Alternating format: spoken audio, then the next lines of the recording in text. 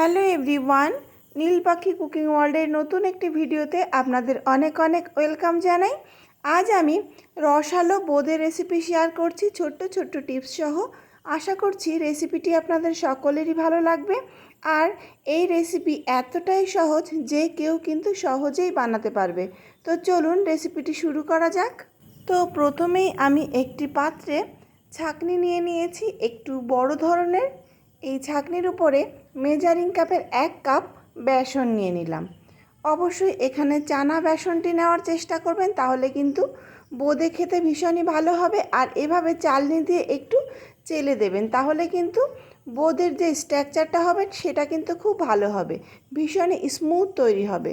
তো দেখুন চালনি দিয়ে চালা হয়ে গেল। এবার অল্প অল্প করে নর্মাল টেম্পারেচারে থাকা জল দিয়ে আমি একটি ব্যাটার তৈরি করব। তো অল্প অল্প করে জল দিয়ে একটি হুইস্কের সাহায্যে আমি এইভাবে একটি ব্যাটার তৈরি করছি। এখানে 1 কাপ বেসনের জন্যে মেজারিং কাপের 1 কাপের 4 ভাগের 3 ভাগ জল লেগেছে। তো দেখুন ব্যাটার কিন্তু সম্পূর্ণ রেডি হয়ে গেছে। তো আমি ঘনত্বটা একটু দেখিয়ে দেব।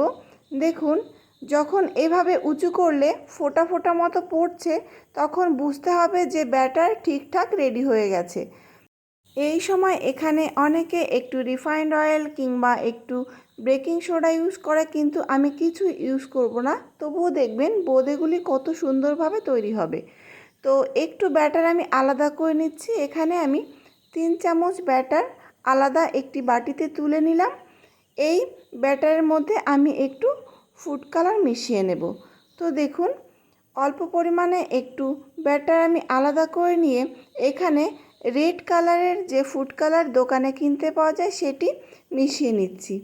তো আপনারা চাইলে কিন্তু রেড এবং গ্রিন কালারও একটু অ্যাড করতে পারেন আলাদা আলাদা করে। আমি এখানে রেড আর ইয়েলো এই দুটি কালারের তৈরি করব, যার জন্যে নর্মাল যে বেসনের ব্যাটারটা তৈরি করেছি সেটি থেকে ইয়েলো আসবে আর এটি থেকে রেড চলে আসবে।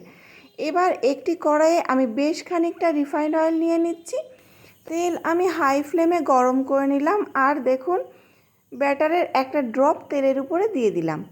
তো সাথে সাথে যেহেতু ফুলে উঠেছে আর তেলের উপরে ভেসে উঠেছে, তাহলে বুঝতে হবে ব্যাটার ঠিকঠাক আছে আর তেলও ভালোভাবে গরম হয়ে গেছে।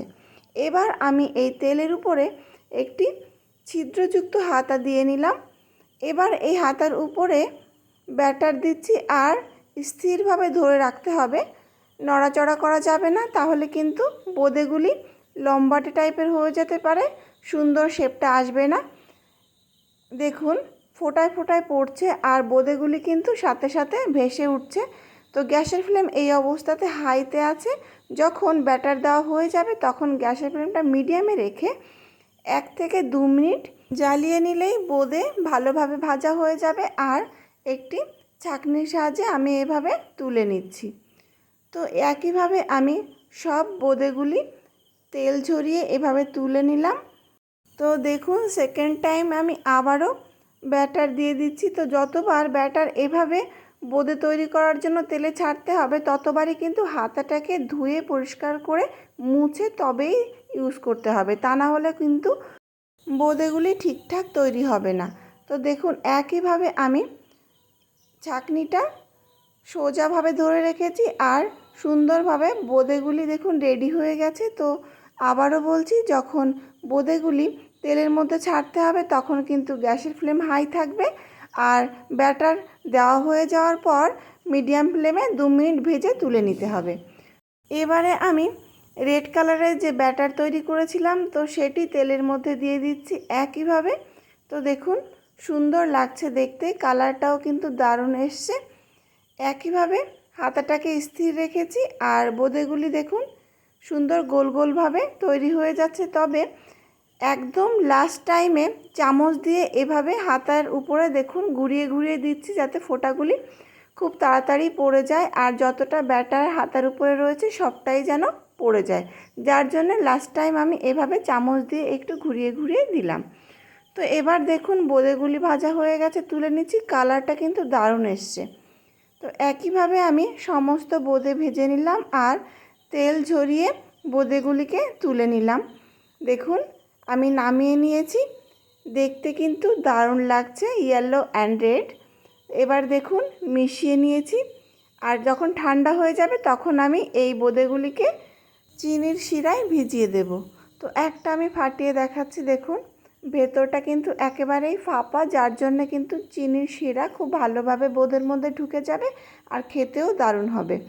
তো এবারে আমি একটি কড়াই বসিয়ে নিয়েছি, মেজারিং কাপের 1 কাপ চিনি দিয়ে দিলাম। আর এখানে মেজারিং কাপের 4 ভাগের 3 ভাগ জল দিলাম। গ্যাসের ফ্লেম আমি মিডিয়ামে রেখেছি। এর মধ্যে দিয়ে দিচ্ছি 2টি এলাচ, আমি ফাটিয়ে দিয়েছি যাতে ফ্লেভারটা খুব ভালো পাওয়া যায়। এবার গ্যাসের ফ্লেম একই অবস্থাতে রেখে একটু নেড়ে চেড়ে মিশিয়ে নিচ্ছি। তো দেখুন চিনির শিরাটা হালকা ফুটতে শুরু করেছে। তো মোটামুটি 4 থেকে 5 মিনিট আমি জ্বালিয়ে নিয়েছি। জ্বালিয়ে নেওয়ার পর চিনিটা বেশ ভালোভাবে গলে গেছে। আর দেখুন হাত দিয়ে দেখে নিচ্ছি একটু চ্যাটচেটে টাইপের হয়ে এসছে। তখন আমি গ্যাসের ফ্লেম বন্ধ করে দিয়েছি। তো গ্যাসের ফ্লেম বন্ধ করে আমি ভেজে রাখা বোঁদেগুলি এই চিনির শিরার মধ্যে দিয়ে দিচ্ছি। তো আমি পরিমাপটা যেটা দেখালাম এই রকমটা রাখলে কিন্তু আপনার বোঁদে অবশ্যই সুন্দর হবে আর খেতেও কিন্তু দারুণ লাগবে। আর চিনির শিরাটা যদি পাতলা হয়ে যায় তাহলে বোঁদের টেস্ট কিন্তু খুব একটা ভালো আসবে না, আর খুব একটা গাঢ় হলেও কিন্তু আবার বোঁদের মধ্যে চিনির শিরাটা ঠিকঠাকভাবে ঢুকবে না। তো দেখুন আমি একটি স্প্যাচুলার সাহায্যে এভাবে উপরটাকে লেবেল করে দিচ্ছি যাতে সব বোঁদেগুলি চিনির শিরার মধ্যে ভালোভাবে ডুবে থাকে আর শিরা বেশ ভালোভাবে বোঁদের মধ্যে ঢুকে যায়। এবার ঢাকা দিয়ে আমি রেখে দিলাম 2 থেকে 3 ঘন্টা। তো 2 থেকে 3 ঘন্টা পর ফিরে এসেছি, দেখুন চিনির শিরা কিন্তু একেবারেই কড়াইতে নেই, সবটাই কিন্তু বোঁদে শুষে নিয়েছে। তো দেখতে কিন্তু দারুণ লাগছে, একদম রসে ভর্তি হয়ে গেছে বোঁদে। এমন রসালো বোঁদে যদি বাড়িতে তৈরি করতে হয় অবশ্যই এই রেসিপি ফলো করতে হবে। খেতে দারুণ হয়েছিল। তো আমি একটি বোঁদে চেপে দেখিয়ে দিচ্ছি, দেখুন কতটা রসালো হয়েছে আর খেতে তো অসাধারণ। তো বাড়িতে অবশ্যই একবার ট্রাই করবেন আর আমাকে জানাবেন রেসিপিটি কেমন লাগলো। তো এভাবে আমরা বাড়িতে যদি সহজেই বোঁদে বানাতে পারি তাহলে দোকানে যাওয়ার আর কোনো প্রয়োজন নেই। তবে যদি আমার ভিডিও ভালো লেগে থাকে তাহলে প্লিজ একটি লাইক করবেন, চ্যানেলটিকে সাবস্ক্রাইব করে আমার পাশে থাকবেন। আজকের মতো এই পর্যন্তই, ফিরে আসবো নতুন কোনো রেসিপি নিয়ে। ততক্ষণ ভালো থাকবেন।